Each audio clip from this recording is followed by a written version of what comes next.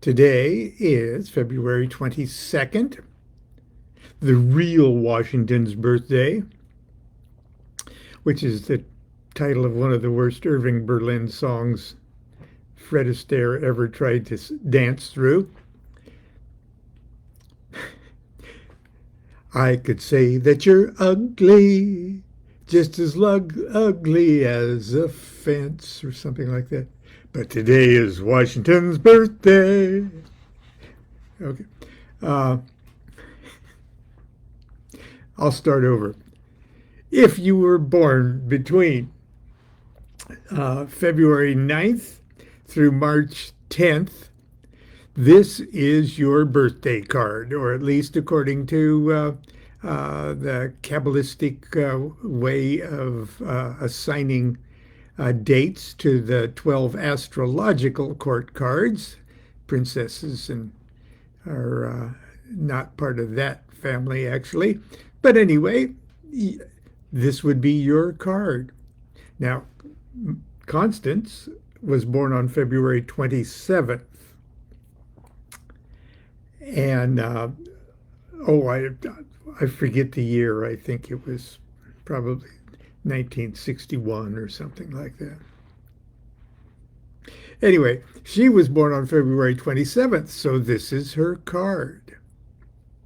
And when we decided to actually made the decision to have a baby, Constance and I were married for about 4 years, and just one day we said, let's make a baby. And we purposefully, I sort of did what we had to do. Well, had to do. What I'm saying is that we purposefully tried to conceive so that the baby would be born on her birthday. And sure enough, on her birthday, 9 months later, the water broke, and we went to the hospital to deliver the baby. And but he just held on and held on and held on. So about 6 hours after midnight the next day, he was born. But this is still his birthday card, Knight of Cups. Now, these 12 astrological, I call them astrological court cards because the princess isn't an astrological court card. They represent 30-degree periods in the zodiac, 20 degrees one sign to 20 degrees the next. Why don't they just represent zodiac signs? They don't, because that's already taken care of in the tarot with the trumps, or I hate to use that word now, the greater arcana. The 22 cards of the greater arcana have 12 perfectly well-behaved zodiac cards in them. No, we're talking two different kind of views or facets of the universe here. The greater arcana cards are of a vastly different order than the elemental cards of the 56 cards of the lesser arcana. They're elemental, and we could just inaccurately but roughly say that the trump cards are celestial in nature, and the lesser arcana is elemental in character. Not that they're two different universes. We only got one universe to play with. But aspects of it, and those same aspects are illustrated, albeit abstractly, on the Tree of Life.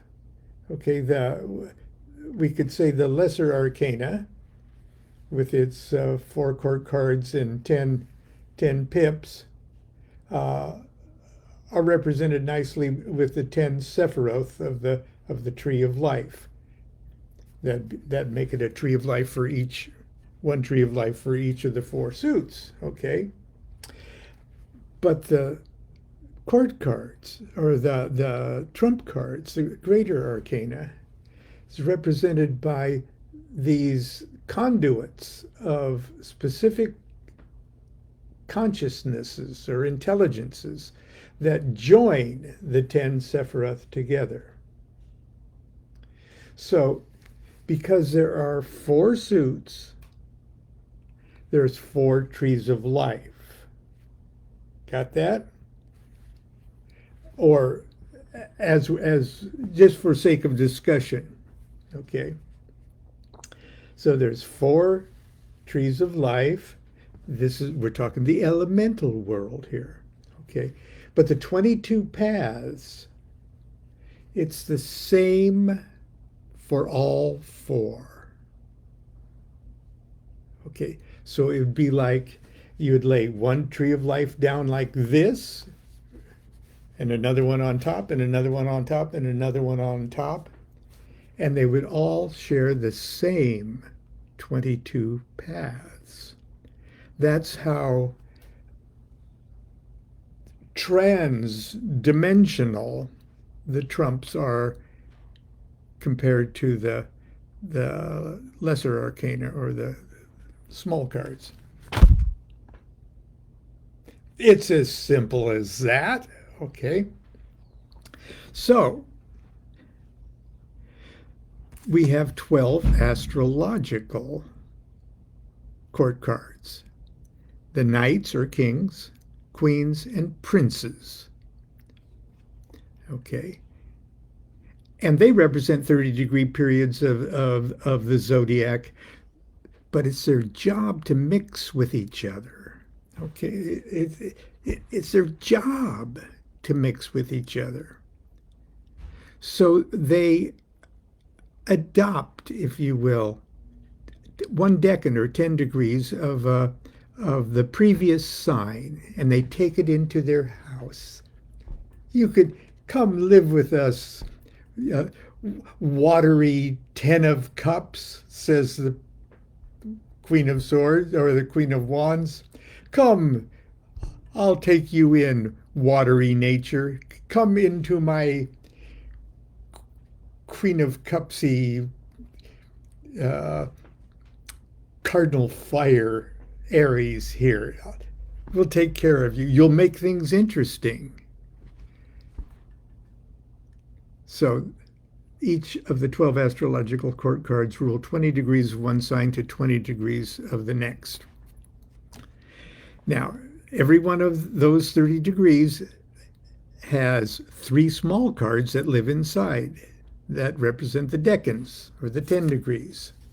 And the small card that represents the period of time between, let's see, February 19th to February 28th, which is like right now.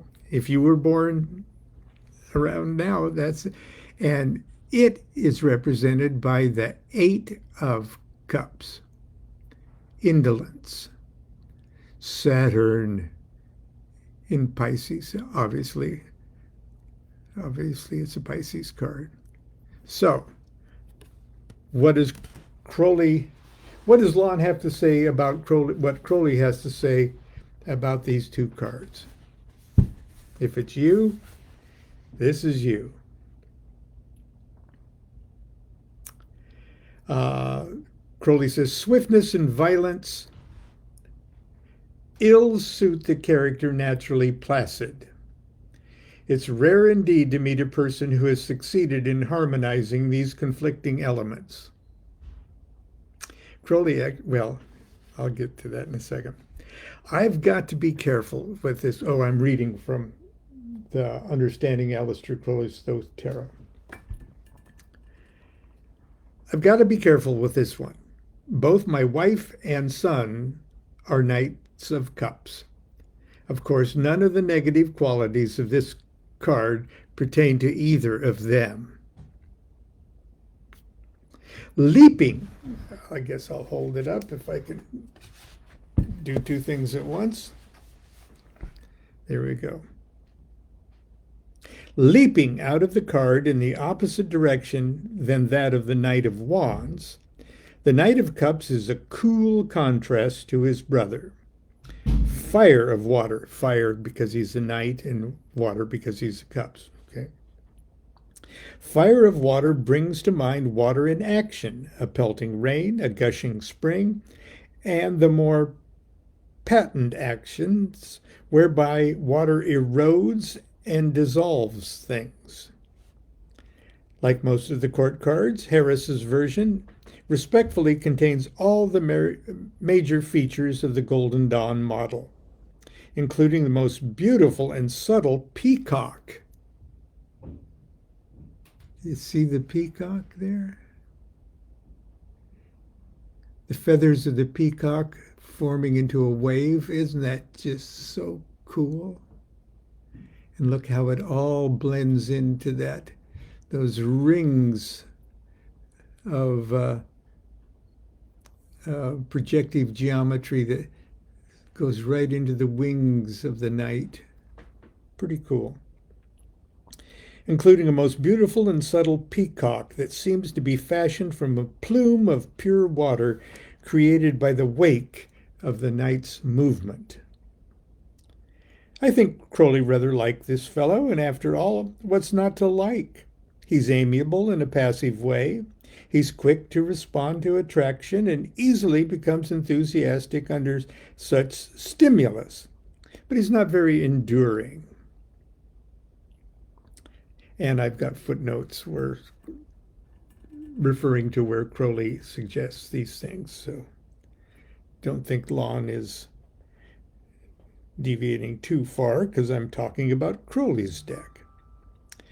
We can probably blame the influence of mutable Pisces for throwing her wet blanket on the white horse of our otherwise fiery Lord of the Waves and the Waters.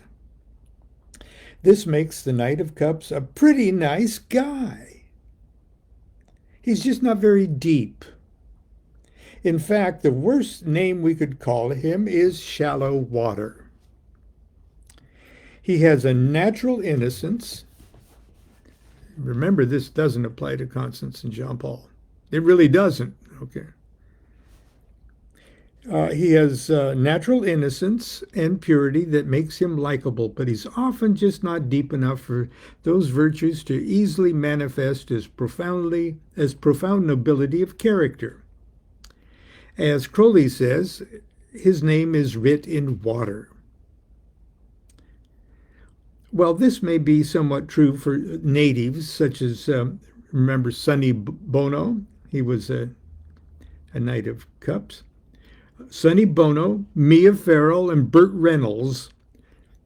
There must also be something in the character of this card that engenders the likes of George Washington, Abraham Lincoln, Susan B. Anthony, and Thomas Edison. How's that for shallow water? Cool blues and greens dominate this card as they do the other cup court cards. Okay. So, let's look at more specific the February 19th through 28th. Now remember, this card lives inside this card. Three small cards live in every astrological court card. Okay, let me see if I can find it. Right offhand.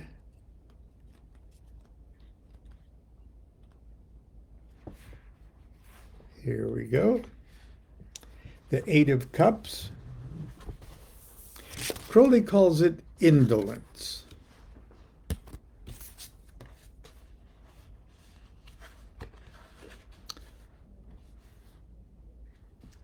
But the technical title is Abandoned Success. Of course, I go and I describe, all the things in it, and we already know it's Saturn in Pisces. Much to my wife's disappointment, this is her birthday card. It's also the birthday card of Jean-Paul. Hi, Jean-Paul.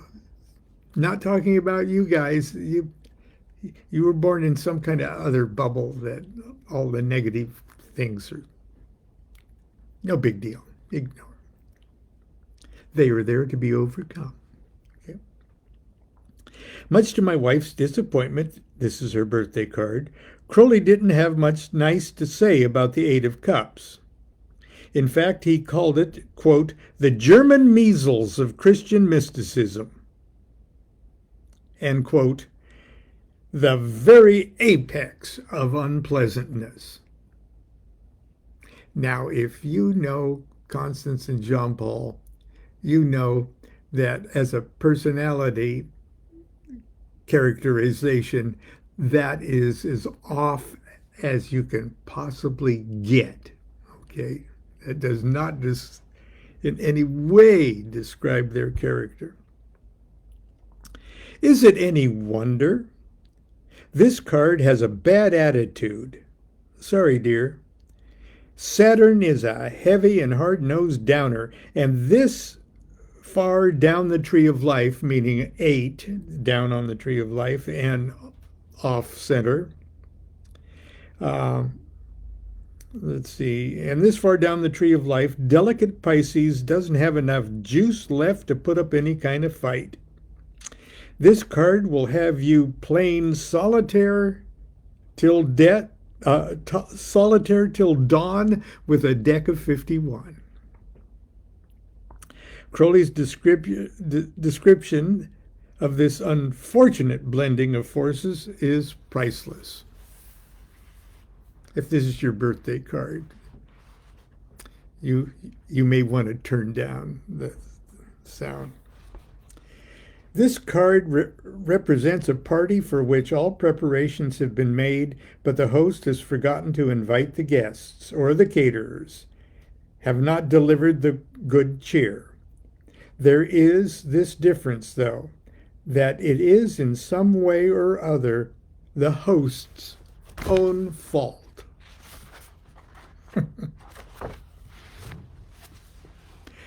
Harris's interpretation of indolence is perfect. A stagnant pool, drooping blossoms.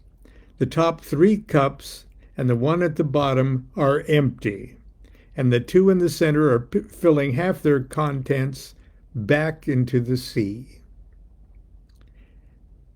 See Chapter 20 for divinatory meanings of this card. Anyway, these are both Rudolf Nureev's cards too, and you can see all of these factors at play in the rich, textured, complex, scary, glorious incarnations of artists like that. So anyway, that's it. Constance and I have to vote this morning.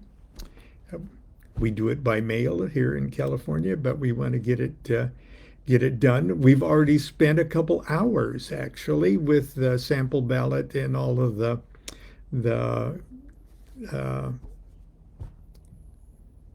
collateral election information that on everybody that we and everything we intend to vote on.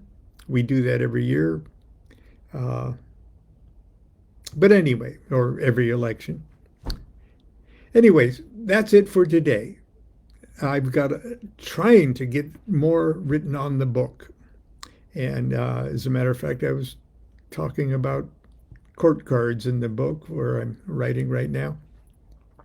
So this was kind of familiar turf to me, or at least at the moment. Anyway, until tomorrow, continue to be good to yourself and be good to each other. Do what thou wilt shall be the whole of the law. Love is the law, love under will.